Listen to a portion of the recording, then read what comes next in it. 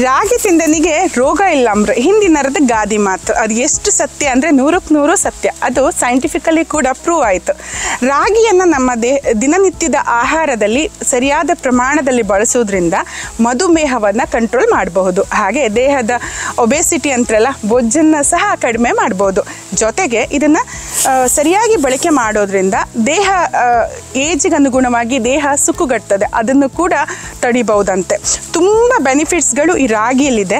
ಈ ರಾಗಿ ಮುದ್ದೆ ಮಾಡ್ತಾರೆ, ರಾಗಿ ದೋಸೆ ಮಾಡ್ತಾರೆ. ಕರ್ನಾಟಕದ ಕೆಲವು ಭಾಗದಲ್ಲಿ ರಾಗಿಯನ್ನು ಅವರ ಪ್ರಮುಖ ಆಹಾರವಾಗಿ ಉಪಯೋಗಿಸ್ತಾರೆ. ನಾವು ಸ್ವಲ್ಪ ಕರಾವಳಿಯರ ಕೊಚ್ಚಕ್ಕೆ ಕೂಳ್ ತಿಂದ ಅಭ್ಯಾಸ, ಆದರೂ ರಾಗಿನ ನಾವು ಬಿಡಲ್ಲ. ನಾವು ರಾಗಿನ, ಅದಂತೂ ಈಗ ಸೆಕಿಗಾಲದಲ್ಲಿ ರಾಗಿ ಬೈರಿರಲಿ, ರಾಗಿದು ಸುಮಾರು ಐಟಮನ್ನು ನಾವು ಮಾಡಿ ತಿಂತತ್ತು.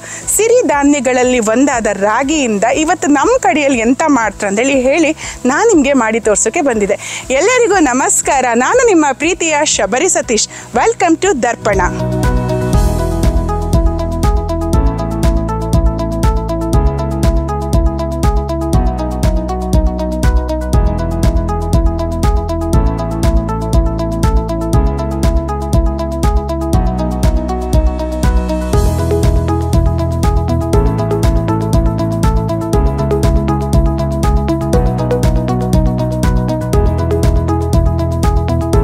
ಮೊದಲೆಲ್ಲ ಎಂತ ಗೊತ್ತಾ, ಕಾಯಿ ಸೊಲಿಕೆ ಗಂಡಸ್ರೇ ಬರ್ಕಿತ್ತು. ಎಂತಕ್ಕಂದ್ರೆ ಕತ್ತೆಗೆ ಸೊಲಿಕಿದಿತ್ತು. ಕತ್ತೆ ಕಷ್ಟ ಸೊಲು. ಈ ಜಾಕ್ ಬಂದ್ರ ಮೇಲೆ ಯಾರು ಬೇಕಾದ್ರು ಕಾಯಿ ಸೊಲಿಲಕ್ಕೆ. ಹಂಗಂದು ಕಾಯಿ ಸೊಲ್ದು ಹಾಕ್ತೇನೆ ಎಣಿಸ್ಬೇಡಿ. ಕಾಯಿ ಸೊಲಿದ ಎಷ್ಟೋ ವರ್ಷ ಆಯ್ತು. ಕಾಂಬಂದಲ್ಲಿ ಒಂದ್ಸಲ ಟ್ರೈ ಮಾಡಿದೆ, ಬಂತು. ಇಷ್ಟೊತ್ತರಿಗೆ ರಾಗಿ ಹಾಗೆ ರಾಗಿ ಹಿಂಗೆ ಅಂದೆ. ರಾಗಿಂದ ಎಂತ ಮಾಡ್ತೇನೆ ನಾ ಹೇಳಲಿಲ್ಲಲ್ಲ, ಈಗ ಹೇಳ್ತೆ. ರಾಗಿ ನಂಬದಂಗೆ ಎಂತ ಮಾಡ್ತಾರಂದರೆ, ಈ ರಾಗಿ ಮುದ್ದೆ ಅದೆಲ್ಲ ಅಪರೂಪಕ್ಕೆ ಮಾಡ್ತಾರೆ. ನಾವು ಜಾಸ್ತಿ ಕೊಚ್ಚಕ್ಕಿ ಅನ್ನ ತಿಂಬೋದ್ರಿಂದ ನಮ್ಮ ಕಡೆ ರಾಗಿನ ಮಣ್ಣಿ ಮಾಡ್ಕೊ ತಿಂತಾರೆ. ಮಣ್ಣಿ ಅಂದರೆ ಈ ಬೆಂಗಳೂರು ಬದಿ ಹಂಗಲ್ಲ, ಹಾಲು ಬಾಯಿ ಅಂತಾರಲ್ಲ, ಅದೇ ಮಣ್ಣಿ. ರಾಗಿ ಮಣ್ಣಿನ ಹೆಂಗೆ ಮಾಡ್ಕೊಂಡು ನಾನು ಹೇಳಿಕೊಡ್ತೆ. ನಾನು ಆ್ಯಕ್ಚುಲಿ ತುಂಬ ರಾಗಿ ಮಣ್ಣಿಗೆ ಎಕ್ಸ್ಪರ್ಟ್ ಅಲ್ಲ. ನನ್ನ ಅಮ್ಮ ತುಂಬ ಲೈಕ್ ಮಾಡಿ ರಾಗಿ ಮಣ್ಣಿ ಮಾಡ್ತಾರೆ. ಅವ್ರ ಹತ್ರ ನಾನು ಕಲ್ತ್ಕೊಂಡು ಇವತ್ತು ರಾಗಿ ಮಣ್ಣಿನ ನಾನು ನಿಮಗೆ ಮಾಡೋಕ್ಕೆ ಹೇಳಿಕೊಡ್ತಿದ್ದೆ. ಬಟ್ ಮಾಡ್ತಿದ್ದೆ ನೆನ್ಸ್ಕೊಂಡು ಹದ ಸರಿ ಇಲ್ಲ ನೆನ್ಸ್ಕೊಂಡ್ಬೇಡಿ, ಪರ್ಫೆಕ್ಟಾಗಿ ಹದ ಕಲ್ತ್ಕೊಂಡೆ ನಾನು ನಿಮಗೆ ಹೇಳಿಕೊಡ್ತಾ ಇದ್ದೆ. ಫಸ್ಟ್ ರಾಗಿ ಮಣ್ಣಿ ಮಾಡೋಕ್ಕೆ ಎಂತೆಂತ ಬೇಕಂದೇಳಿ ನಾನು ಹೇಳ್ತೆ. ರಾಗಿ ಮಣ್ಣಿ ಮಾಡೋಕ್ಕೆ ಮುಖ್ಯವಾಗಿ ರಾಗಿ ಬೇಕೇ ಬೇಕು. ಎಂತ ಗೊತ್ತಾ, ನಾನು ಬಂಗಡಿ ಮೀನು ಸಾರು ಮಾಡೋತಿ ಫಸ್ಟ್ ವೀಡಿಯೋ ಅಲ್ಲ ನಂದು. ನಾನು ಚಂದ ಮಾಡ್ಕೊಂಡು ಬಂಗಡಿ ಮೀನು ಸಾರಿಗೆ ಮುಖ್ಯವಾಗಿ ಬೇಕಾಗಿರೋದು ಬಂಗಡಿ ಮೀನು ಅಂತ ಹೇಳಿದೆ. ಅದನ್ನು ತುಂಬ ಜನ ನಂಗೆ ಹಿಲಲ್ಲಿ ಹಾಕಿರಿ ಅಕ್ಕ. ಇದು ಹಾಗಲ್ಲ, ರಾಗಿ ಮಣ್ಣಿಗೆ ಮುಖ್ಯವಾಗಿ ರಾಗಿ ಬೇಕು. ಅಕ್ಕಿ, ಬೆಂಟಕ್ಕಿ, ನಿಮ್ಮ ಮನೇಲಿ ಯಾವ ಅಕ್ಕಿ ಬೆಂಟಕ್ಕಿ ಯೂಸ್ ಮಾಡ್ತೀರಿ ಅದನ್ನೇ ಯೂಸ್ ಮಾಡಿ. ಬೆಲ್ಲ, ಕಾಯಿ, ಸ್ವಲ್ಪವೇ ಸ್ವಲ್ಪ ತುಪ್ಪ, ರುಚಿಗೆ ತಕ್ಕಷ್ಟು ಉಪ್ಪು. ಇದಿಷ್ಟಿದ್ರೆ ನಾವು ರಾಗಿ ಮಣ್ಣಿನ ಮಾಡ್ಲಕ್ಕೆ. ರಾಗಿ ಮಣ್ಣಿಗೆ ಮೆಷರ್ಮೆಂಟ್ ಹ್ಯಾಂಗೆ ತಗೊಳ್ಕಂದ್ರೆ 2 ಲೋಟ ರಾಗಿಗೆ 1 ಲೋಟ ಅಕ್ಕಿ. ನಾನೀಗ ಇದ್ರಂಗೆ 4 ಪಾವು ಅಂದರೆ ಇದು ಅರ್ಧ ಪಾವು, ಇದರಲ್ಲಿ 4 ಮೆಷರ್ಮೆಂಟ್ ಇದು ರಾಗಿನ ನಾನು ತಗಂತೆ.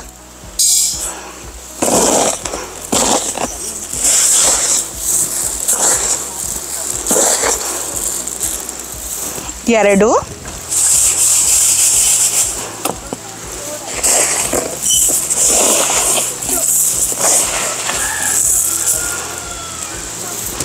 ಮೂರು, ಇದರಲ್ಲಿ 4 ಲೋಟನೇ ಇತ್ತು. ಯಾಕಂದರೆ ಅಳತಿ ಮಾಡಿ ಹಾಕದ್ದು, ಹಂಗೆ ಇದಕ್ಕೆ 4 ಲೋಟ ರಾಗಿನ ನಾನು ಇಲ್ಲಿ ಹಾಕ್ತಾ ಇದ್ದೆ.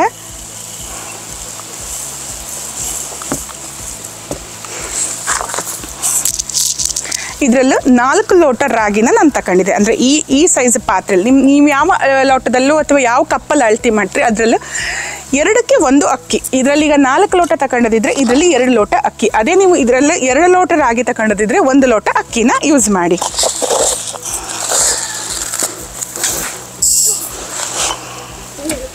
ರಾಗಿ ಅರ್ಧದಷ್ಟು ಅಕ್ಕಿ. ಈ ರಾಗಿನ ನಾವು ಮಿನಿಮಮ್ 1.5 ಗಂಟೆ ಹೊತ್ತಾದರೂ ನೆನೆಸಿ ಇಡ್ಕೊ. ನೀವು ಅದಕ್ಕಿಂತ ಜಾಸ್ತಿ ನೆನೆಸ್ರೆ ಒಳ್ಳೇದು, ಆದರೆ ಮಿನಿಮಮ್ 1.5 ಗಂಟೆ ಹೊತ್ತನ್ನು ಇದನ್ನು ನೆನೆಸಿ ಇಡ್ಕೊ. ಜೊತೆಗೆ ಅಕ್ಕಿಯನ್ನು ನೆನೆಸ್ಕೊಂಬ.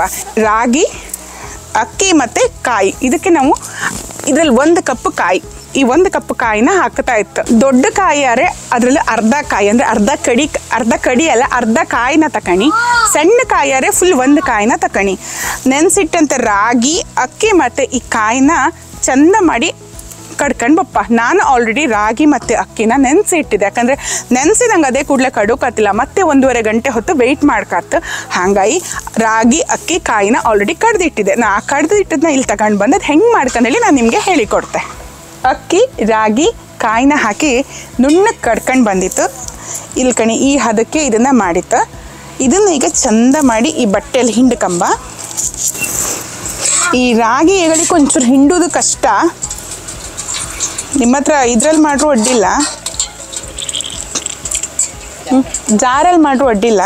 ಒಳ್ಳೆ ಸಣ್ಣ ಜಾರಿದ್ರೆ ಒಂದಿಷ್ಟು ದಿವಸ ಕಮರ್ಷಿಯಲ್ ಸ್ಟ್ರೀಟು, ಮಲ್ಲೇಶ್ವರಮ್ಮು, ಬೆಂಗಳೂರು ಅಂದ್ಕೊಂಡು ತಿರ್ಗದ್ದು ಅಡುಗೆ ಮಾಡೋಕ್ಕಾಗಂದೇಳಿ ಅಲ್ಲ. ಈ ಸೆಕೆಂಗೆ ನಾನು ಅಡುಗೆ ಮಾಡೋದು ಸ್ವಲ್ಪ ಹೊರಗೆ ಒಲೆಯಂಗೆ ಅಡುಗೆ ಮಾಡೋದು, ಸೀರೆ ಉಟ್ಕೊಂಡು ಅಡುಗೆ ಮಾಡೋದು ಸ್ವಲ್ಪ ಕಷ್ಟ ಆಗ್ತಿತ್ತು ಈ ವೆದರಿಗೆ. ಅದಕ್ಕೆ ಎಂಥದೇ ಆಗಲಿ ಈ ಸತಿ ಒಂದು ಕೈ ಕಂಡೇ ಬಿಡುವ ಅಂದೇಳಿ ರಾಗಿ ಮಣ್ಣಿನ ಸ್ಟಾರ್ಟ್ ಮಾಡೋದು. ಇನ್ನೆಂತ ಇಲ್ಲ, ರಾಗಿ ಮಣ್ಣಿನ ಮಾಡೋಕ್ಕೆ ಸ್ಟಾರ್ಟ್ ಮಾಡುವ. ಒಲೆಯಂಗೆ ಬೆಂಕಿ ಹಚ್ಚಿ ಆಯ್ತು. ನಾವು ಈ ರಾಗಿ ಮಣ್ಣಿ ಸ್ಟಾರ್ಟ್ ಮಾಡ್ಕಿದ್ರೆ ಮುಂಚೆ ನಾವು ಈ ಬಣಾಲಿನ ಅಥವಾ ನೀವು ಯಾವ ಪಾತ್ರೆ ಇಡ್ತೀರಿ ಆ ಪಾತ್ರನ ಇಟ್ಟು ಅದಕ್ಕೆ ಒಂದು 2 ಸ್ಪೂನ್ ತುಪ್ಪ ಹಾಕಿ,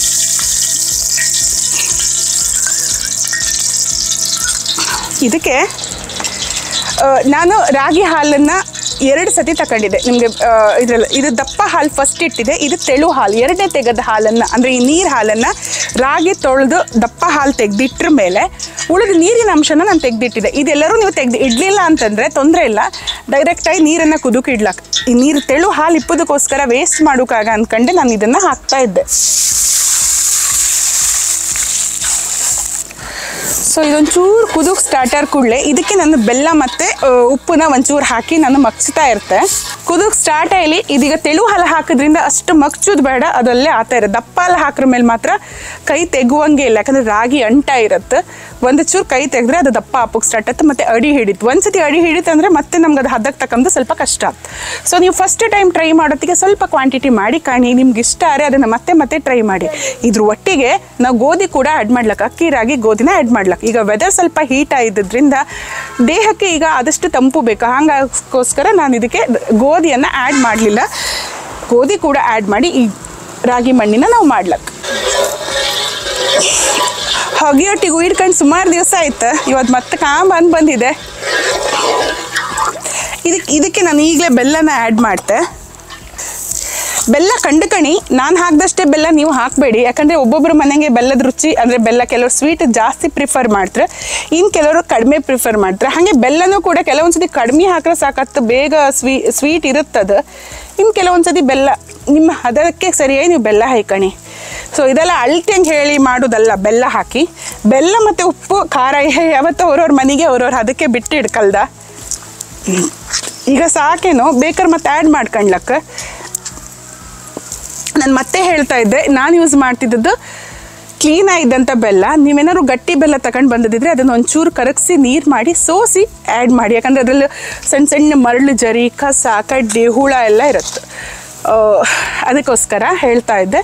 ಸೊ ಇದನ್ನು ಮಗ್ಸ್ತಾ ಇಪ್ಪ, ಅಡಿ ಹಿಡೋಕೆ ಬಿಡೋದು ಬೇಡ, ಯಾಕಂದರೆ ನಾವು ಎಷ್ಟು ಚಂದ ಮಗ್ಸಿತ್ತು ಅಷ್ಟು ಲಾಯ್ಕ್ ನಮ್ಗೆ ಒಂದು ಒಳ್ಳೆ ಟೆಕ್ಸ್ಚರ್ ಸಿಕ್ಕತ್ತೆ. ನನ್ನ ಮಕ್ಕಳಿಗೆ ರಾಗಿ ಮಣ್ಣಿ ಅಂದರೆ ಮಸ್ತ್ ಖುಷಿ. ನನ್ನಮ್ಮ ಏಗಳಿಗೂ ಮಾಡಿ ಕೊಡ್ತಿದ್ರು ಮಕ್ಕಳಿಗೆ.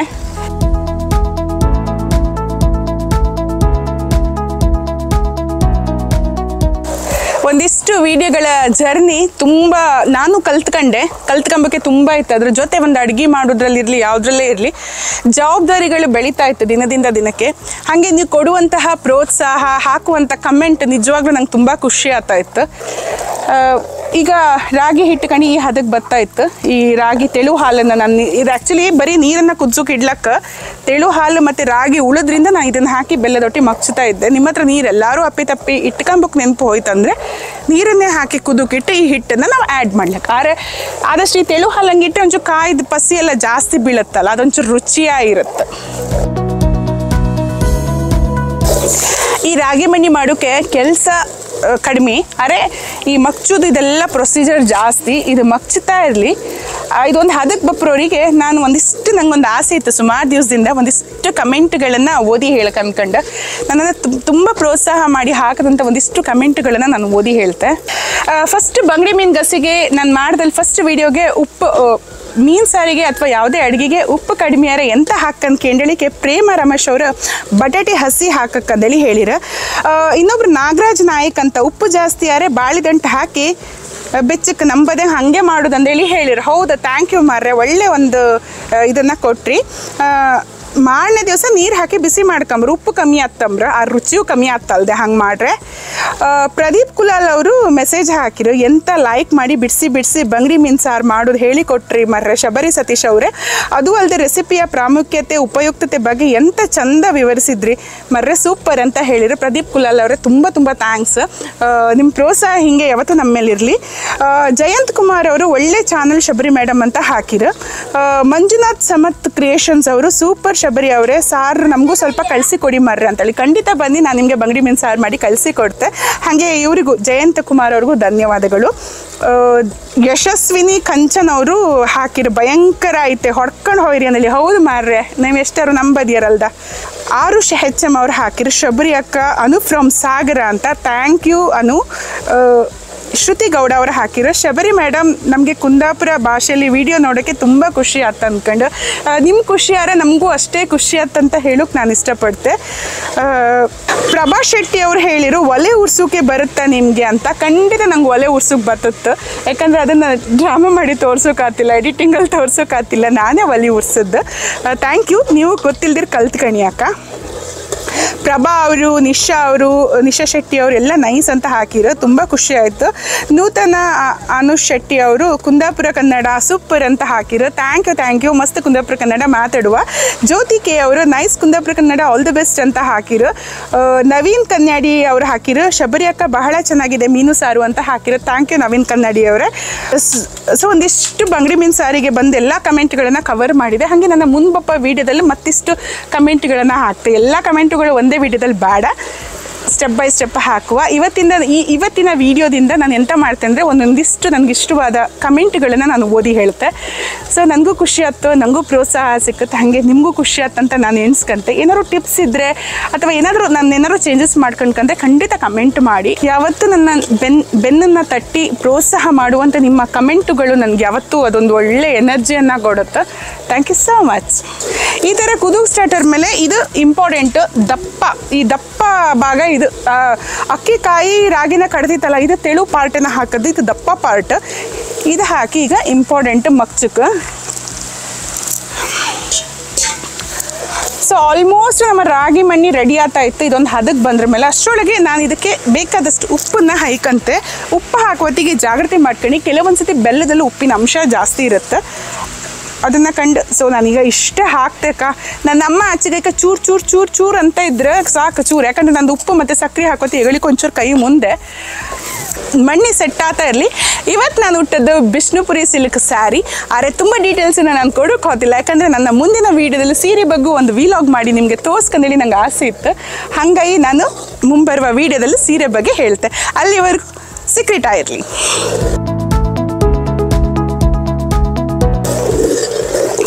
ಇನ್ನೊಂದು ಚೂರು ದಪ್ಪ ಸಾಕಿದ್ದು. ದಪ್ಪ ಕೂಡಲೇ ನಾವು ಎಂತ ಇಲ್ಲ, ಹಿಂಗೆ ತೆಗೆದು ಒಂದು ಪಾತ್ರಕ್ಕೆ ನೀರಿಗೆ ಹಾಕಿ ಇದು ಹಾಕ್ರೆ ಬಿಟ್ಕೊಂಡದೇ ಇದ್ದರೆ ಗಟ್ಟಿಯಾಗಿ ಬಂತಂದರೆ ಮಣ್ಣಿ ಬಂತಂತ ಲೆಕ್ಕ.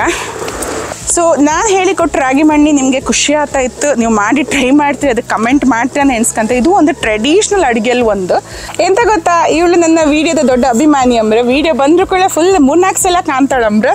ಹಾಗಾಗಿ ಅವಳು ಇವತ್ತು ನಿಮ್ಮ ಹತ್ರ ಎಲ್ಲರ ಹತ್ರ ಮಾತಾಡ್ಕೊಂಬ್ರು. ಇಲ್ಲೇ ಬಂದಿದ್ದಾಳೆ, ನಾನು ಶೂಟಿಂಗ್ ಮಾಡ್ತಲ್ಲ. ಲೈಕ್ ಮಾಡಿ, ಶೇರ್ ಮಾಡಿ, ಸಬ್ಸ್ಕ್ರೈಬ್ ಮಾಡಿ.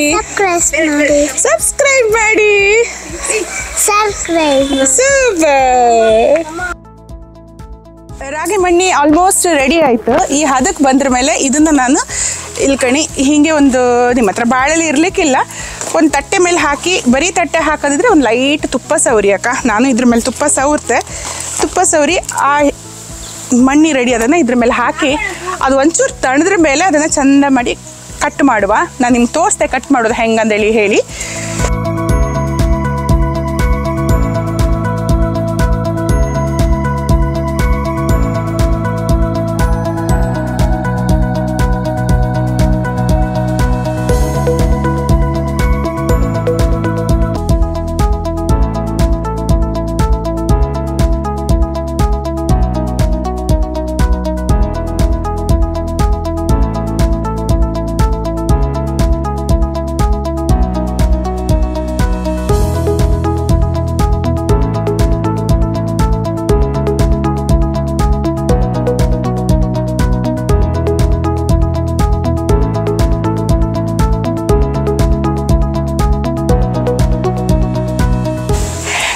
ಹೇಳಿಕೊಟ್ಟ ರಾಗಿ ಮಣ್ಣಿ ನಿಮಗೆ ಇಷ್ಟ ಆಯ್ತು ಅಂತೇಳಿ ನಾನು ಎಣಿಸ್ಕಂತೆ. ಇಂಥ ಹಲವಾರು ಸಾಂಪ್ರದಾಯಿಕ ಅಡುಗೆಗಳ ಜೊತೆಗೆ ಒಂದಿಷ್ಟು ಬೇರೆ ಬೇರೆ ಅಡುಗೆಗಳನ್ನು ನಾನು ಕಲ್ತ್ಕೊಂಡು ನಿಮ್ಗೆ ಹೇಳಿಕೊಡ್ತೆ.